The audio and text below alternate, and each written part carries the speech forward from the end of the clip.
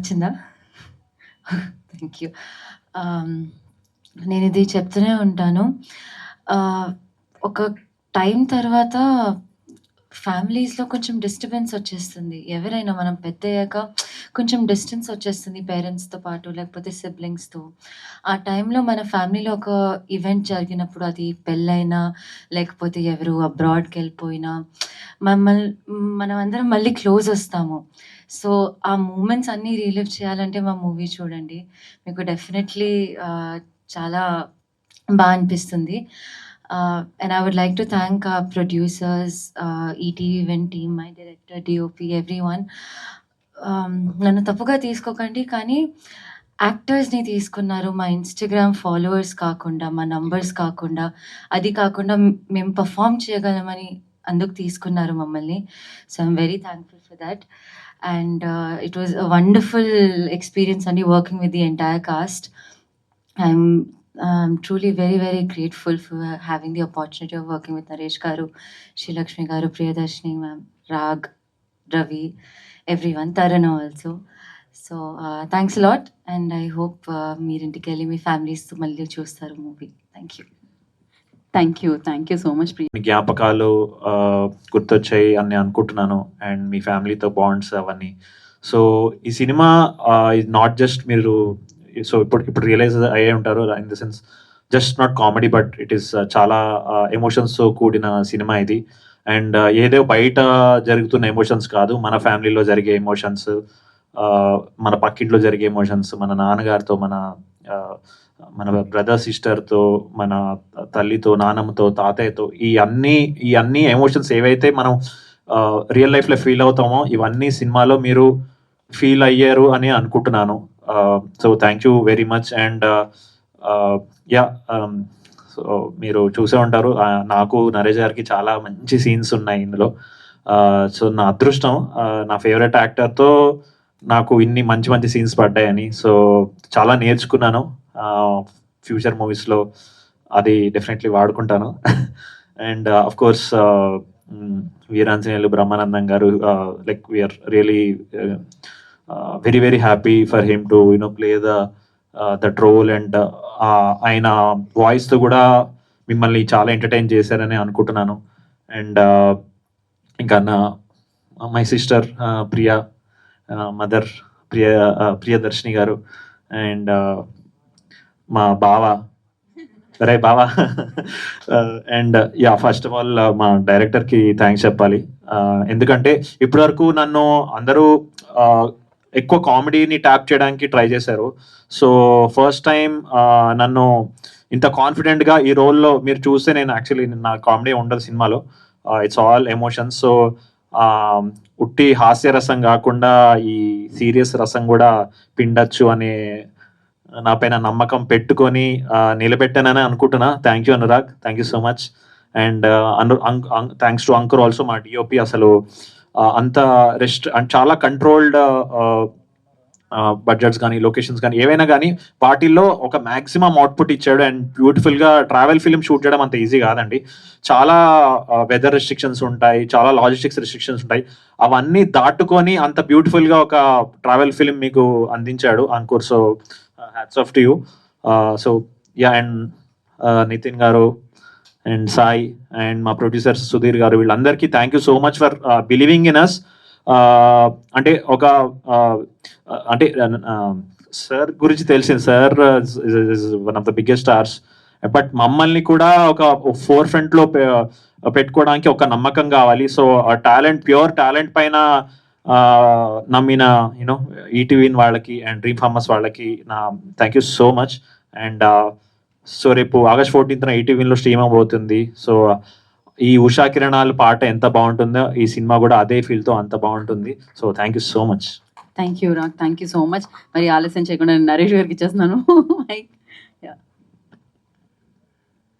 పాత్రికేయ సోదరులకి, మా యూనిట్ అందరికి నమస్కారం అండి.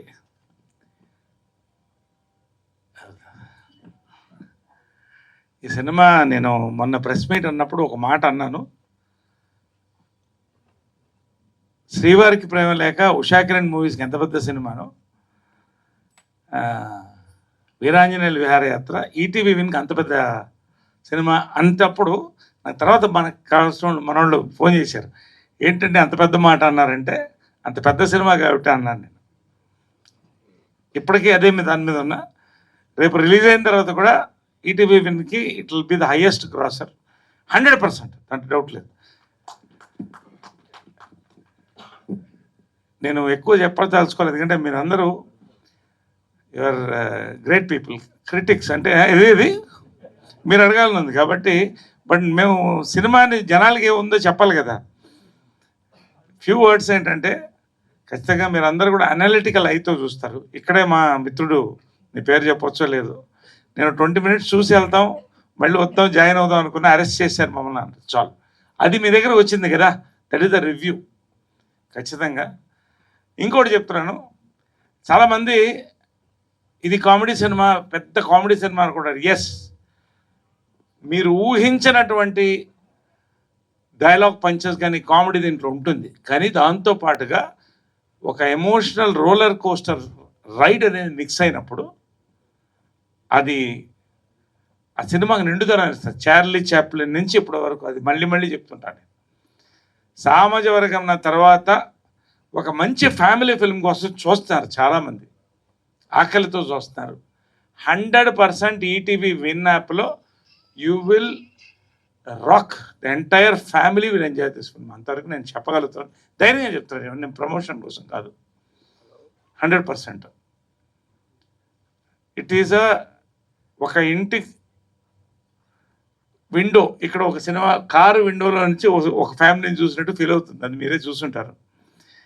రెండోది అనురాగ్ పాలెట్ గురించి నేను చెప్పదలుచుకోను, ఎందుకంటే every film is a directors film.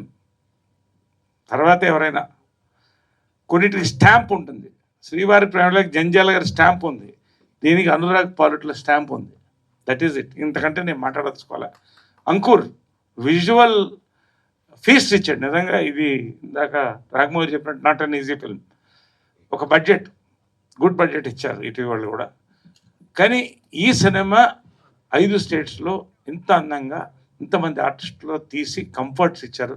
ప్రొడ్యూసర్లు అందరికీ థ్యాంక్స్ అండి, ETV win and dream farmers, especially me brothers Sai గారు, తర్వాత నితిన్ గారు, బాపినేడు గారు, సుధీర్ గారు, వీళ్ళందరూ కూడా నా థ్యాంక్స్. ఇంతకంటే నేను చెప్పదలుచుకోవాలి. రేపు సినిమా రిలీజ్ అవుతుంది మిడ్నైట్. రేపు ప్రీమియర్స్ ఉన్నాయి, మన ఏఎన్బిలో అన్ని చోట్ల టెస్ట్ షోస్ ఉన్నాయి. సో రేపు ఆల్మోస్ట్ దాని ఇది వస్తుంది. సినిమా ఫస్ట్ టీజర్ వైరల్ అయిన దగ్గర నుంచి ఒక పెద్ద క్రేజ్ వచ్చిందండి. అసలు థియేటర్లో కూడా చూడాలనిపించేటువంటి క్రేజ్ వచ్చింది. నాకు చాలా సంతోషంగా ఉంది, ఎందుకంటే ఒక మంచి సినిమా దొరకడం కష్టం. ఎన్నో సినిమా చేస్తాం నో డౌట్. ఒక మిగిలిపోయే సినిమా అంటే మైండ్లో మెదిలే సినిమా చేశాం. నాకు అది చాలా పెద్ద ఒక వరంగా మీకు అందరూ థ్యాంక్స్ చెప్తానండి. ఈ సినిమాలో నన్ను ఈ రోల్కి చూస్ చేసినందుకు. నేను యాక్టర్గా ఇట్ వాజ్ అనదర్ ఎక్స్పీరియన్స్. మళ్ళీ చెప్తున్నాను కదా, 200 సినిమాలు దాటినాయి. ఎట్ ఈ సినిమానే ఇది నేను చెప్తున్నాను, నమ్మండి, అంతే, అంతకంటే చెప్పాలి. Thank you very much for the whole team అండి, and thanks for all of you for watching the film and enjoying. ఇక మీరు క్వశ్చన్స్ అడిగితే మీరు సమాధానం చెప్పండి. యా సార్, బిఫోర్ దట్ ఇప్పుడే and it is Anurag's original. Anurag will answer it. Sir ఈ script నేను 2021 ఎర్లీ 2021లోనే రిజిస్టర్ చేసుకున్నాను సార్.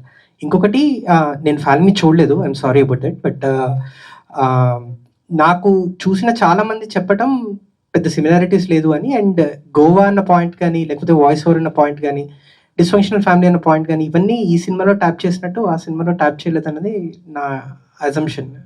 యాక్చువల్లీ మీరు దీంట్లో గోవా పెట్టారు, దాంట్లో కాశీ పెట్టారు, దీంట్లోనేమో మీరు బేబీ వెహికల్ పెట్టారు, దాంట్లో ట్రైన్ పెట్టారు, అంతే. మిగతాది మొత్తం యాజ్ డీజ్ గా ఫ్యామిలీ డ్రామా, యాజ్ డీజ్ అదే మొత్తం కాన్ఫ్లిక్ట్, అట్లాగే మొత్తం సీరియస్ అది సబ్జెక్ట్ అయితే అలాగే అనిపించింది. ఓకే సార్, అయితే సింపుల్ సార్, అది ఏం లేదు. బేసికలీ దిల్ చాహతా హై అన్నది ఫ్రెండ్స్ ట్రావెల్కి వెళ్ళే సినిమా సార్. ఈ నగరానికి ఏమైంది కూడా ఫ్రెండ్స్ ట్రావెల్కి వెళ్ళే సినిమా. సో కదా, సో ఈ జానర్ కొత్తది అవటం వల్ల ఆ సిమిలారిటీస్ మనకి ఎక్కువగా తెలుస్తున్నాయి. ఫ్రెండ్ ట్రావెల్ అన్నదాన్ని ఒక జానర్గా యాక్సెప్ట్ చేస్తాం. ఫ్యామిలీ ట్రావెల్ అన్నది మనం ఇంకా జానర్గా ఇప్పుడిప్పుడే తెలుగులోకి వస్తుంది కాబట్టి అది ప్రాబబ్లీ ఉండొచ్చు సార్. అంటే ఇందులో మెయిన్ పాయింట్ ఏంటంటే హస్తికలు కలపడం. సేమ్ అది కూడా దాంట్లో కూడా హస్తికలే, దాంట్లో తాత హస్తికలు, దీంట్లో ఇది కదా. ఓకే ఓకే అందుకే నేను ప్రాబ్లీ సార్, నేను చూడలేదు సినిమా, సో నేను ఆన్సర్ చేయలేను. But the script is registered in 2021 sir. Early 2021లో స్వాలో రిజిస్టర్ అయింది.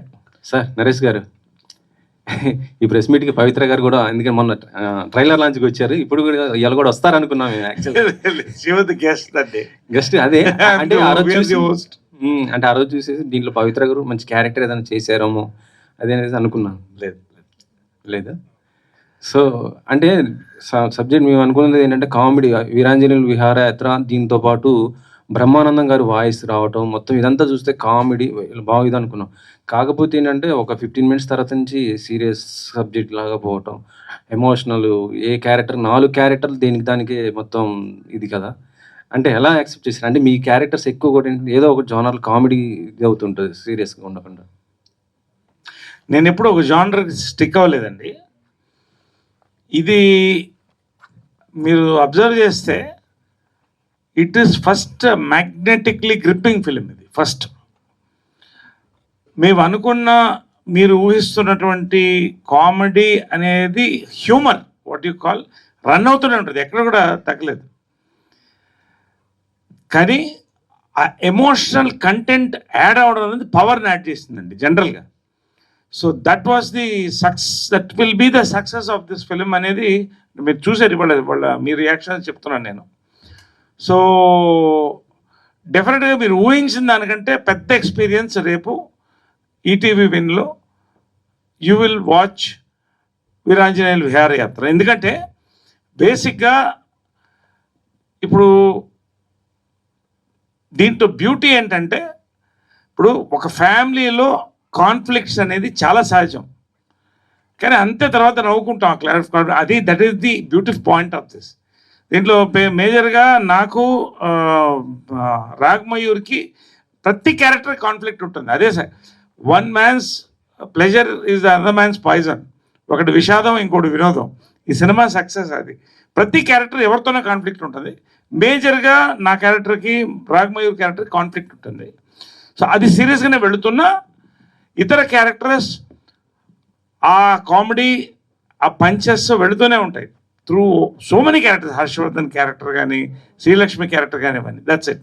సో అల్టిమేట్లీ ఇట్స్ ఓవరాల్ ఒక మంచి entertaining roller coaster ride with comedy and emotions అండి. This is what is Veeranjaneyulu Viharayatra. Naresh గారు, సార్ చూసాం, సినిమా చాలా బాగుంది. ప్రతి సీను ఎవరో ఒకరికి కనెక్ట్ అవుతుంది. ఒకరికి హాస్పిటల్ సీన్ కనెక్ట్ అయితే, ఇంకొకరికి రోడ్డు మీద సివిలింగ్ వాళ్ళిద్దరూ మాట్లాడుకునేది, తిట్టుకునేది కనెక్ట్ అవుతుంది. ఒకరికి క్లైమాక్స్ కనెక్ట్ అవుతుంది. అన్ని సీన్లు ఎక్కడో మన ఇంట్లో జరిగినట్టు మీరు అన్నట్టే.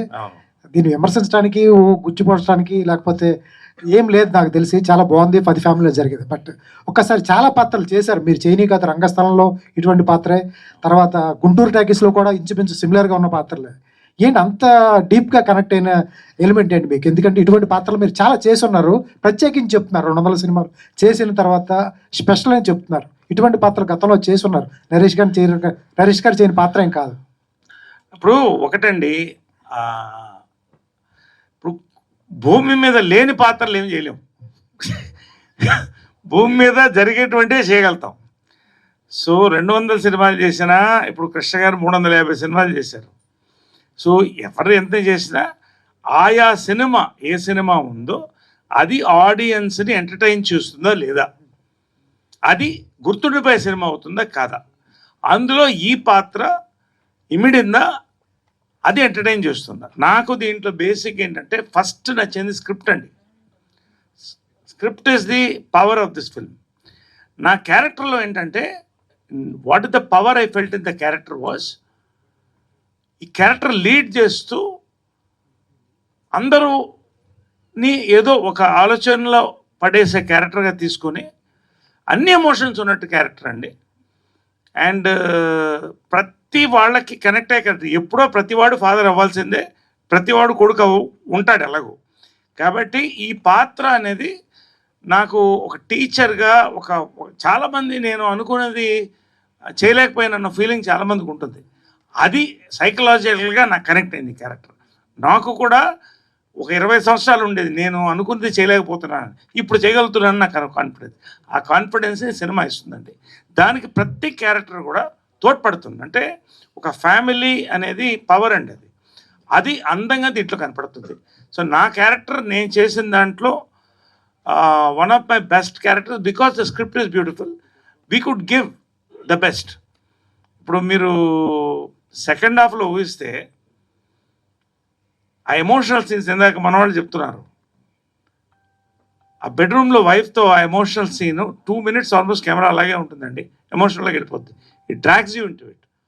క్లైమాక్స్లో టోటల్గా ఈ క్యారెక్టర్, మీరు నా క్యారెక్టర్ టోటల్గా మారి ఆల్మోస్ట్ యాక్షన్ కామెడీ ఎపిసోడ్లోకి వెళ్ళిపోతుంది ప్రతి క్యారెక్టర్ కూడా. ఇవన్నీ కూడా ఎంజాయ్డ్. స్కిడ్ అయ్యేస్తుంది వ్యాన్ మొత్తం తిప్పుకొని, అంటే ఇవన్నీ కూడా ఒక అందంగా Anurag is taken it in a beautiful roller coaster, అందంగా తీసుకెళ్ళాడు. సో ఒక మంచి సినిమాలో ఒక మంచి పాత్ర చేసినందుకు నాకు చాలా సంతోషం.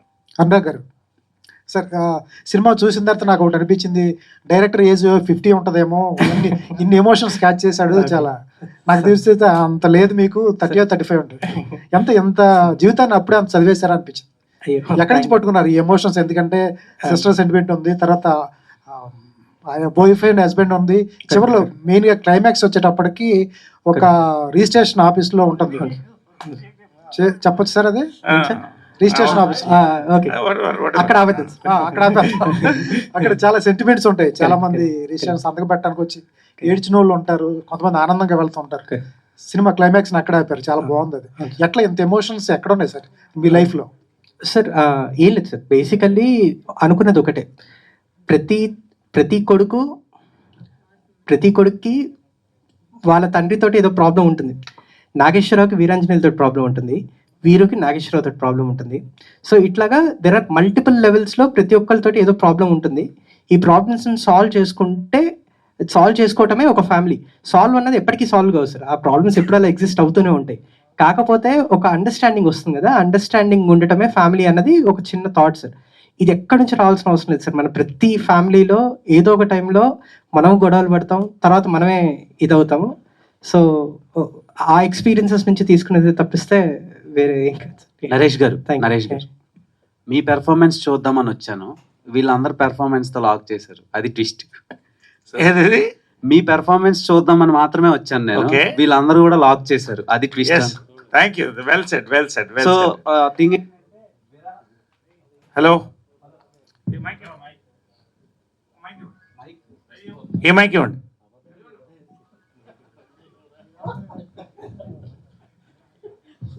మైక్ సార్, బేసిక్గా విరహయాత్రలు చేయడానికి గోవా వెళ్ళే రోజుల నుంచి విహారయాత్రలు చేయడానికి వరకు తీసుకొచ్చారు మీరు. అక్కడ నాకు చాలా హ్యాపీ అనిపించింది. అంటే ఇప్పటి వరకు గోవా అంటే ఒక ఫీల్, ఒక వైబ్ అన్నమాట. ఆ యూత్ బేస్డ్ సిటీ, అక్కడ only entertainments, girls etcetera etcetera అని. ఫస్ట్ టైం ఫ్యామిలీతో సహా విరహం తీసేసి విహారాగా మార్చినందుకు thank you so much. Thank you so much అండి. సో అండ్ ప్రియా గారు,